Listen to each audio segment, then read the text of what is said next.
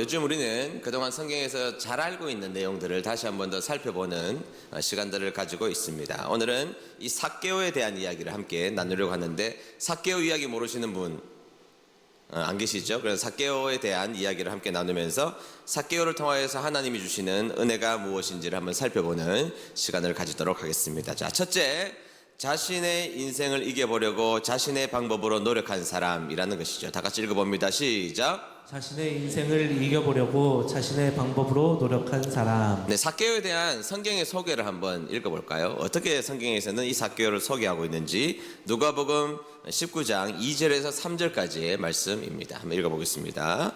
시작. 여리고에는 삭개오라는 사람이 있었습니다. 그는 세리장이었고 부자였습니다.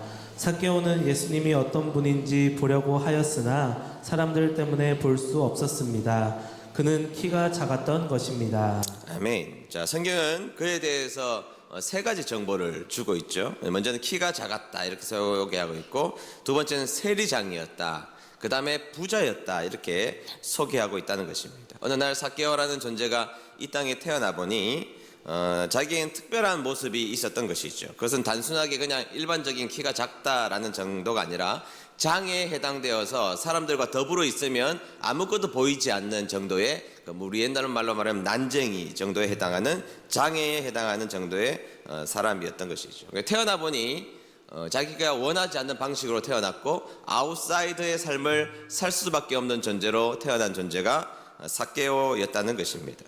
지금처럼 약자를 보호하려고 하는 법이 있어도 약자들은 여전히 보호받지 못하는 세상인데, 고대 시대에 그런 모습으로 태어났다는 것은 굉장히 고통스러운 인생이 그 인생에 시작되었음을 설명하고 있는 장면이라는 것입니다.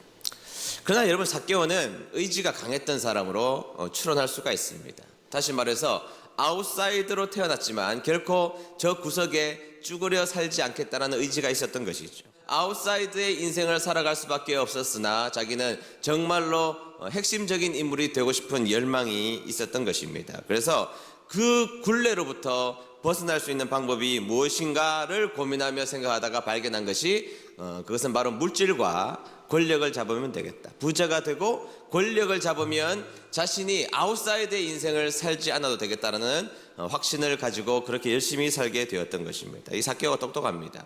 세상 가운데 저기 구석에서 쭈그려 살 수밖에 없는 인생이었지만 그렇게 살기 싫었던 삭개오는 선택적으로 그는 돈과 권력을 잡으려고 몸부림치게 되었던 것이죠.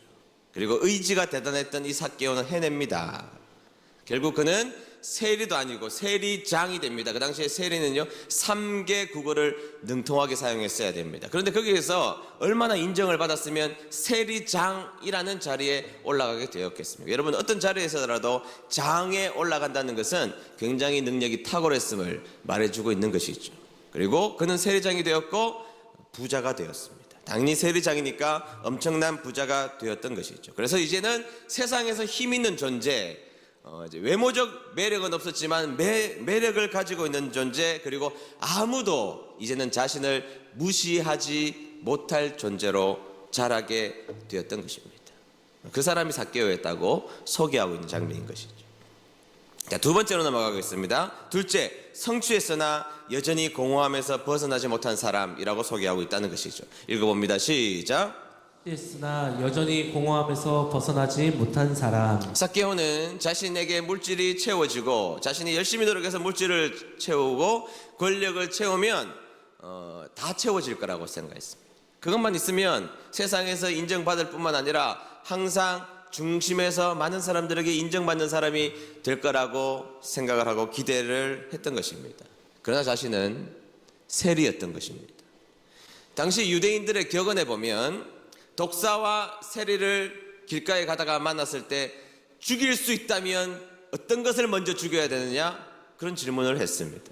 그러면 모든 사람들은 세리를 죽여야 된다, 그렇게 말했다고요.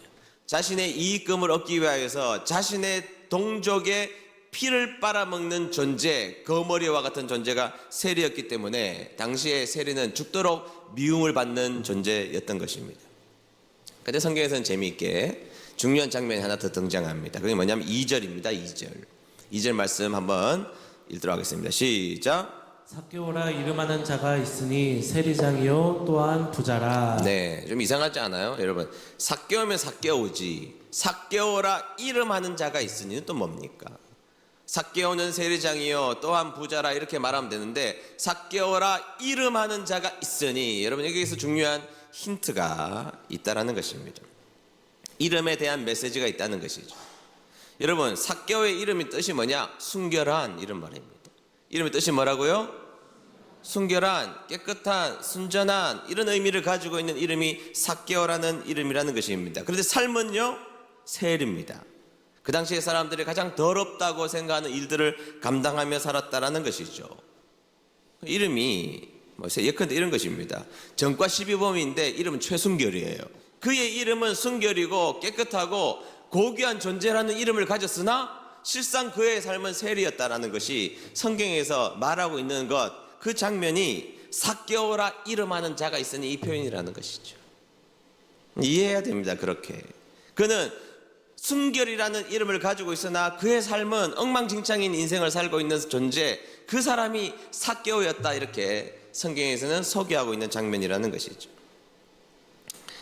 그래서 여러분, 삭개오의 삶의 궤적을 우리가 뒤따라가 보면 지나가다가 사람들을 만납니다. 그러면 최소한 삭개오는 권력자였고 돈이 많은 사람이었기 때문에, 주위에 비서도 대동하며 다니는 사람이었기 때문에 삭개오가 등장하면 삭개오 앞에서는 모두들 삭개오 앞에서 굽신거리기 시작합니다. 인사도 잘하고 친절하게 대합니다. 왜냐하면 그렇게 하지 않으면 자신에게 부과될 세금이 더 많아질 수도 있기 때문에 삭개오 앞에서는 최대한 친절을 갖추며 예의를 갖추고, 그리고 최대한 굽신거렸습니다. 인사를 하며 머리를 조아리며, 어떤 모임이 있으면 항상 상석에, 이곳에서는 교육장님이 앉으시고 이곳에서는 세리장이었던 세무서장님이 앉으시고 항상 상석에 자리를 마련해 두고 좋은 대우를 받았던 사람, 그 사람이 삭개오였습니다. 표면적으로는.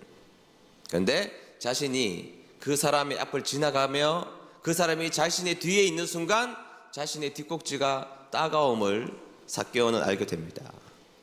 분명히 그 앞에서는 굽신거렸지만 자신이 삶의 궤적으로 그 지나가는 그 순간 사람들을 지나쳐서 저기 조금만 멀리 가도 뒷꼭지가 따가움을 깨닫게 됩니다.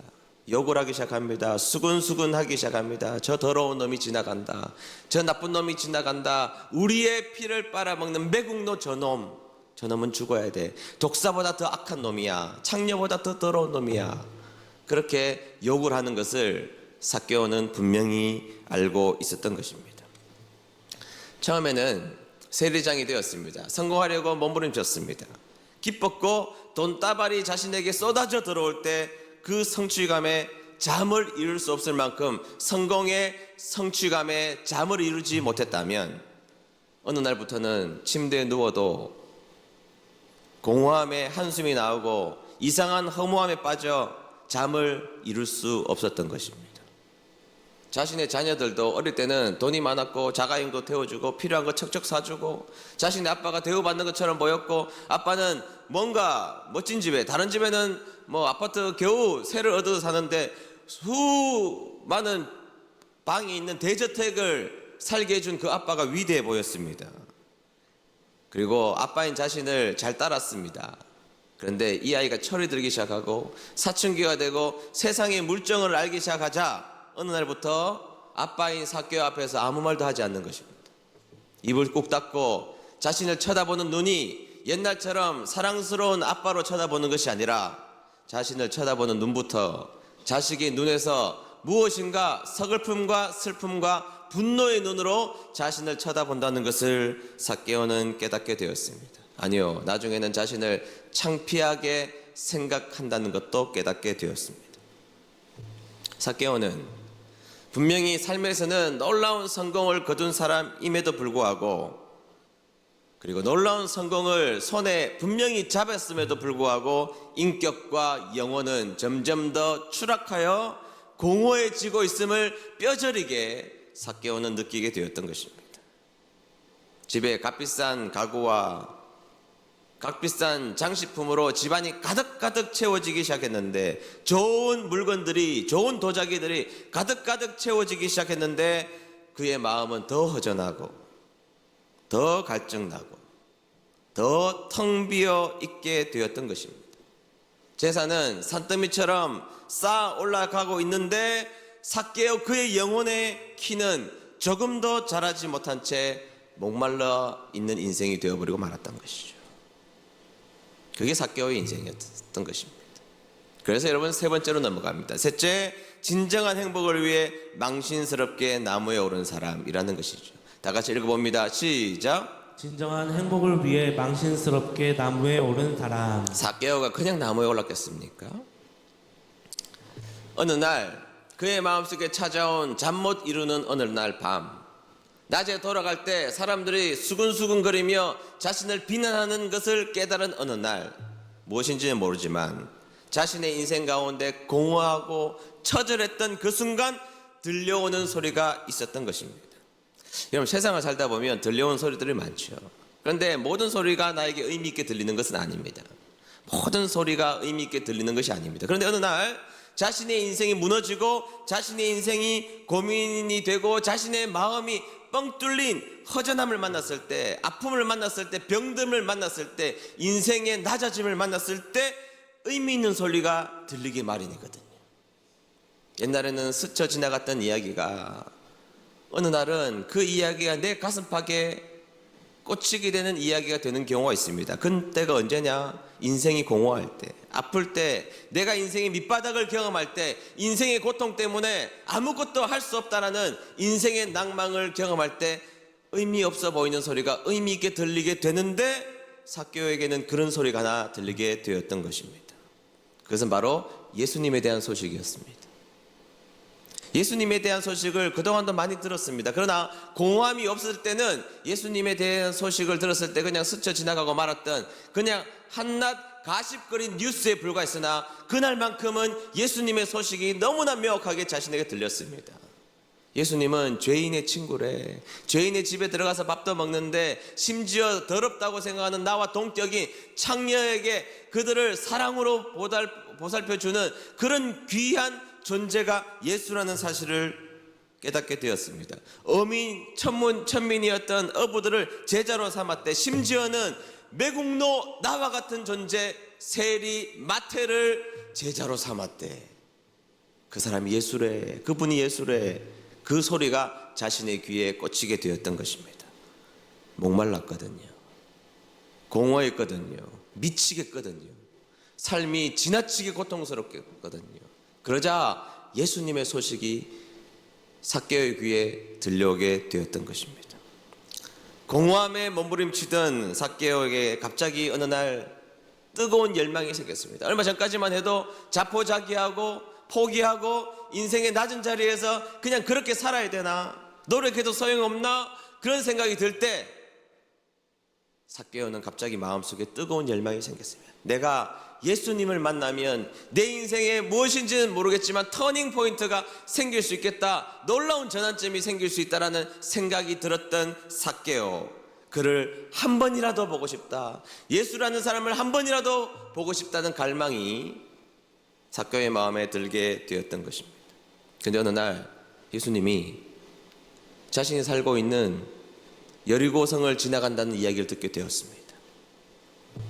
그러자 삭개오는 모든 것을 계산할 이유 하나도 없이 예수님만 보면 자신의 인생이 해결될 것이라는 그 믿음 때문에 그는 뛰쳐나가서 예수님을 만나기 위해서 나갔습니다. 그런데 문제는 나가서 보니 얼마나 많은 군중들이 예수님 주위를 가득 메웠는지 자신의 키로는 도무지 예수님의 얼굴조차 볼 수 없는 존재가 되었던 것입니다. 아무리 뒤꿈치를 들어도 예수님 근처가 아니라 다른 사람의 어깨만 보일 뿐이지 예수님이 결코 보이지 않았다는 것이죠. 자신의 약점이 예수님에게 나아가는 것에 방해가 되었던 것입니다. 포기를 해야 될까? 아니면 끝까지 가야 될까? 그러나 삭개오는 의지가 있는 사람이라고 그랬잖아요. 삭개오는 의지가 있었던 사람이기 때문에 포기할 수 없어서 결론을 짓습니다. 체면을 버리고 저기 있는 뽕나무 나무에 내가 올라가리라. 그리고 저 뽕나무 나무는 올라가면 나의 모든 장애를 극복하고 예수님을 바라볼 수 있다는 확신을 가지고 뽕나무에 오릅니다. 여러분, 예수님을 만나는 것이 예수님을 보고 싶은 것이 호기심이었을까요? 여러분, 세리장이면 지금 오늘날로 말하면 저의 나이쯤 되었을 거예요. 더 많을지도 몰라요. 여러분, 10대 아이들은 호기심이 있으면 나무에 오릅니다. 그렇죠? 10대에는 궁금하면 나무에 오를 용기도 생기고 그냥 생각도 없이 나무에 오릅니다. 20대가 되어도 오를 수 있습니다. 동춘 서커스 개구멍에 10대 때는 들어갈 수가 있습니다. 그런데 여러분, 동춘 서커스를 제 나이 때 개구멍으로 들어가겠습니까? 안 들어갑니다. 그러니까 여러분, 삭개오가 그 나무에 올랐다는 것은 호기심의 영역이 아닙니다. 호기심 때문에 예수님을 만나기 위해서 그곳에 올라간 것이 아니라 죽을 것 같으니까, 이렇게는 살 수 없으니까, 이렇게 살다가는 내 인생이 어느 순간에 망가지고 말 것이라는 그 열망과 뜨거움이 생겼고 목마름이 생겼기 때문에 자신의 인생의 변화를 위하여서 자신의 체면, 세리장인 지위, 그동안 쌓아두었던 명성 싹 다 버리고 뽕나무를 기어 오르기 시작했다는 것이죠. 그리고 어떻게 되죠? 본문 5절입니다. 본문 5절 읽습니다. 시작. 예수님께서 그곳에 이르러 위를 쳐다보시고 삭개오에게 말씀하셨습니다. 삭개오야, 어서 내려오너라. 오늘 내가 내 집에서 묵어야 하겠다. 아멘. 그는 예수님을 보고 싶었습니다. 그러나 그가 뽕나무에 올라가는 순간 자신의 운명을 뒤흔드는, 자신의 운명의 지진이 일어나기 시작했던 것입니다. 예수님이 자신을 쳐다보기 시작했습니다. 눈을 마주쳤고 자신의 이름을 알고 삭개오라고 불렀고, 오늘 너의 집에 가야 되겠다. 죄인의 집, 더러운 집, 아무도 찾아오지 않는 집, 자신의 세리들만 모여서 파티를 했지 세상 사람들을 아무도 찾아오지 않는 집에 그 거룩하신 그분이 자신의 집에 찾아오겠다고 선언하는 장면을 보게 되었던 것입니다. 차마 자신의 예수님을 똑바로 쳐다볼 수도 없었습니다. 죄인이니까. 그러나 죄인인 자신을 똑바로 쳐다보시며 말씀을 거시는 예수님과 대화하는 그 순간 그는 자신의 인생의 빛이 활짝 비춰짐을 깨닫게 되었고 진리를 깨닫는 순간이 되었던 것입니다. 그리고 진리를 만나자, 진리를 경험하자, 그동안 자신이 추구했던 것이 얼마나 가짜고 얼마나 쓰레기 같은지 사도 바울의 고백처럼 배설물, 똥과 같은 것이라고 깨닫게 됩니다. 그리고 반면에 자신이 만난 주님이, 예수님이 얼마나 크신지, 얼마나 고귀하신 분인지, 얼마나 위대하신 분인지를 깨닫게 됩니다. 그리고 결단합니다. 예수님, 저 그동안 잘못 살았어요. 잘못 살은 것 같아요? 아니에요. 저 전적으로 잘못 살았습니다. 제가 하는 모든 것이 문제가 있었고 제가 쫓은 것은 완전한 허상일 뿐이었습니다. 그래서 여러분, 이 사람은 그동안 돈, 권력 잡기 위해서 평생 노력한 사람이잖아요. 그런데 뭐라 그럽니까? 예수님, 제 재산의 절반은 가난한 사람에게 주겠으며 남에게 빼앗은 것이 있으면 4배를 갚겠나이다. 이 선언을 하는 순간 삭개오는 파산한 것입니다. 여러분, 재산의 절반 줬어요. 남들에게 빼앗은 건 4배 갚았으면요, 삭개오는 그 순간 파산 신고하는 순간입니다. 다 파산하고 다 포기하고 예수님만 따르겠다라고 이야기했던 것이죠. 자신의 삶에 들어온 고귀한 예수님을 부딪히자 자신이 가지고 있었던 것을 얼마든지 놓을 수 있는 존재가 되었던 것입니다. 사람이 바뀐 거예요. 예수님이 내 인생에 들어온 존재가 된 이상 내 인생이 바뀌는 겁니다. 결단하고 예수님 앞에 붙들려서 자신이 추구했던 모든 가치관을 버리고 파산을 선택하고 예수님을 쫓는 제자가 됩니다. 여러분, 삭개오가 나무에 올라가서 예수님의 놀라운 사랑을 만나게 된 거잖아요. 자신이 그동안 살아왔던 많은 삶의 궤적과 흔적들 우리 예수님 다 용서하시고 이해하시고 다 받아주시고 사랑의 눈으로 예수님 바라보시고, 예수님 여러분 도끼 눈으로 삭개오를 쳐다봤겠습니까? 그래가지고 변할 사람은 없습니다. 사랑의 눈으로 바라본 그 예수님의 눈에 마주친 삭개오는 자신의 인생이 완전히 변화되게 되었던 것입니다. 여러분, 삭개오 나무에 잘 올라갔죠? 아멘. 삭개오 나무에 잘 올라갔죠? 우리도 올라가야 됩니다. 그런데 우리도 올라가야 되는데, 근데 삭개오가 나무에 올라간 이후 얼마 지나지 않아서 나무에 오르신 분이 또 있습니다.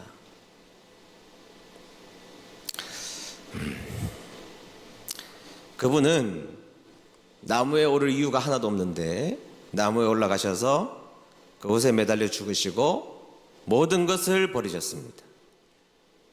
여러분, 우리 모두가 삭개오처럼 나무에 올라갈 수 없잖아요. 그래서 예수님이 홀로 나무에 올라가셔서 고난당하시고 비참하게 되시고 침뱉음을 당하시고 뺨도 맞으시고 창에 찔리시고 모든 것을 쏟아주시고 죽으시고 자신이 나무에 올라가셔서 아프셔서 결국 우리 모두를 살려내신 것입니다. 도대체 예수님은 왜 다 버리시고 나무에 올라가셨나요? 고린도후서 8장 9절에 보면 우리에게 이렇게 말씀하십니다. 여러분은 우리 주 예수 그리스도의 은혜를 알고 있습니다. 그분은 부유한 분이시지만 여러분을 위해 가난하게 되셨습니다. 그분이 가난하게 되심은 여러분을 부욕해 하기 위함이었습니다. 믿습니까? 삭개오가 나무에 오르자 예수님으로 인한 부유함, 그 벅참으로 인하여서 자신의 허상을 버리고도 용기 있게 기쁨으로 살 수 있었습니다. 다 버렸으니까, 파산했으니까 집이 불편했을 겁니다. 좋은 침대 버렸습니다. 안락한 집이 갑자기 이상한 집으로 바뀌었습니다. 그러나 그분이 예수님을 진짜 만났기 때문에 얼마든지 불편한 삶을 감당하며 살아갈 수 있는 변화된 다른 삭개오, 순결한 삭개오가 이름 그대로 되게 되었던 것입니다. 파산해도 은혜가 있으면 얼마든지 행복하게 살아갈 수 있는 것입니다. 파산해도 나무에 올라서 예수님 만나기만 하면, 아니, 나무에 오르신 예수님을 만나기만 하면 정말로 뜨겁게 깨닫고 그 은혜의 크기에 우리가 마주대하기 시작하면 우리는 다시 이 땅에 죽을 만큼 고난을 가지고 살아갈지라도 살아갈 수 있습니다. 우리 예수님이 삭개오처럼 허물 많고 열등감 투성이고 왜 사는지 사는 고통 때문에 몸부림치는 사람을 위하여서 예수님이 대신하여 허물도 하나도 없는 그분이, 깨끗한 그분이 나무에 올라가셔서 우리를 사랑한다 말하셨던 그 스스로 가난하게 되신 예수님의 사랑, 그 은혜가 오늘 예배드리는 여러분들에게 꼭 깨달아지는 역사가 있게 되기를 주의 이름으로 축복합니다.